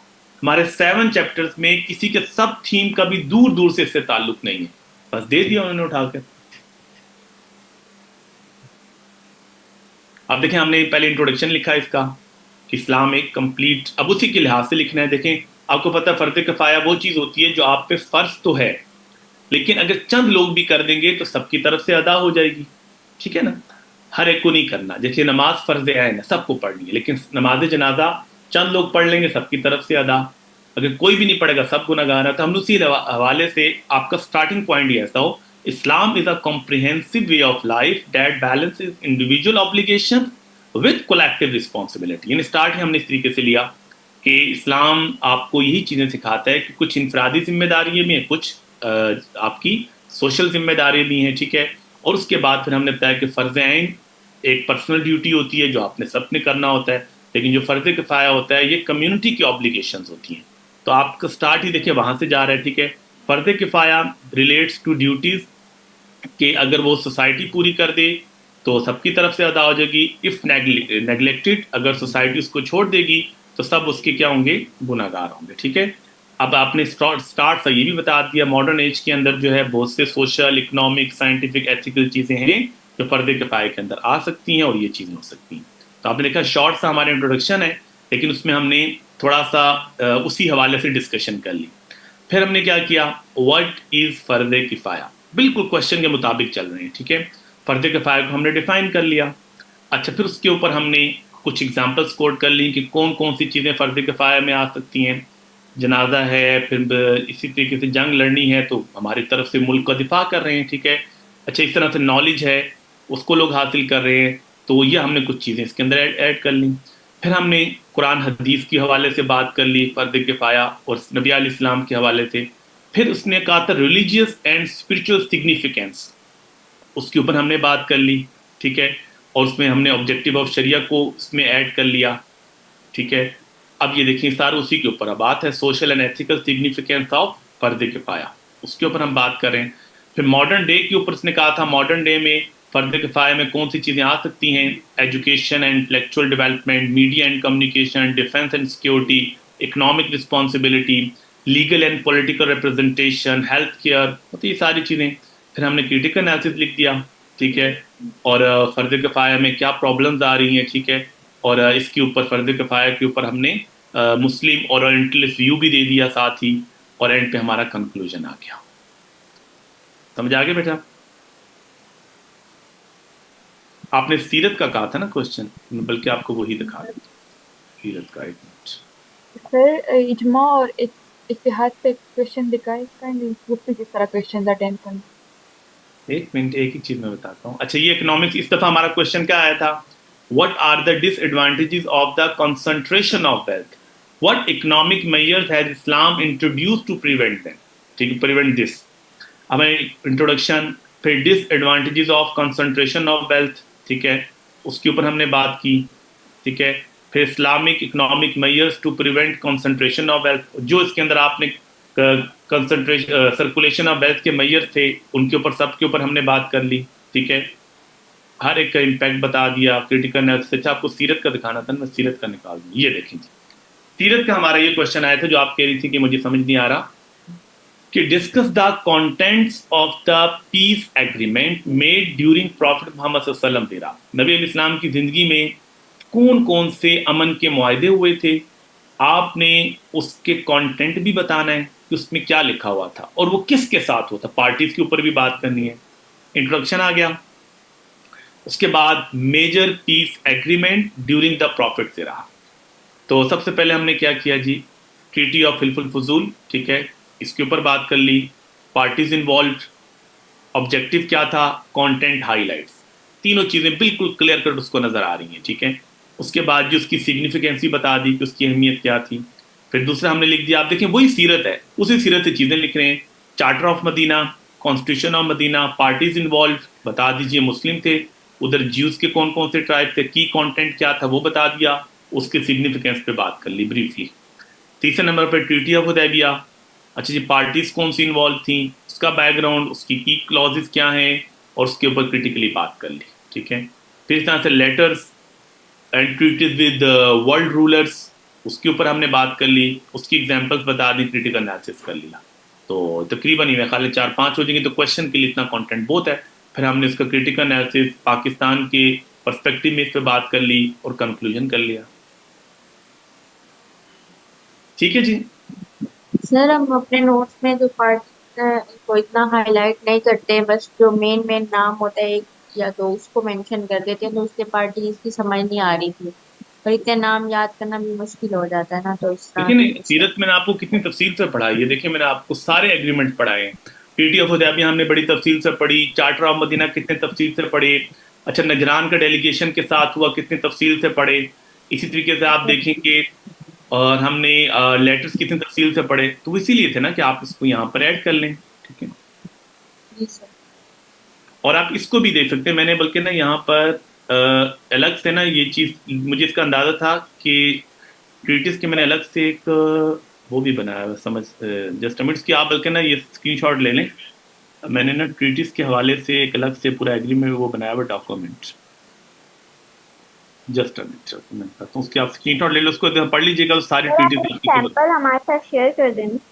ओके एक मिनट, ये देखिए ये ट्रीटिस है ना, इसको आप एक दफ़ा इसको पढ़ लीजिएगा, सारी ट्रीटिस को, यहाँ से शुरू होती है, इसका स्क्रीनशॉट ले लेना। Charters treaties letters of the holy prophet, ये बहुत तफसील से है। चार्टर ऑफ मदीना, ठीक है, इसकी ये आपकी पहली ट्रीटी होगी तफसील से।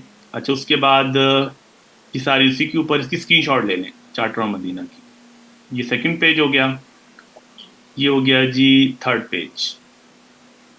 उसके बाद फोर्थ पेज, ये 4 पेज पे आ गया चार्टर ऑफ मदीना। फिर दूसरे नंबर पर ट्रीटी ऑफ हुदैबिया,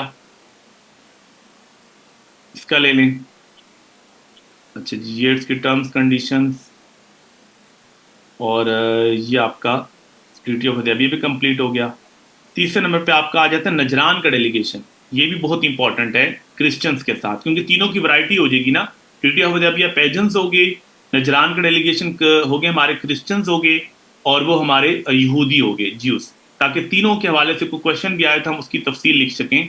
तो ये नजरान का डेलीगेशन के साथ जो नबी अलैहिस्सलाम की मीटिंग हुई, ये डिबेट है उसकी सारी, ये आपने कर ली, ठीक है।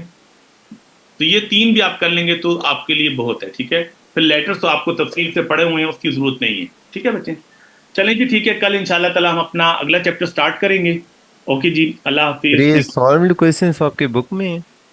हाँ ये बुक में है। Okay sir.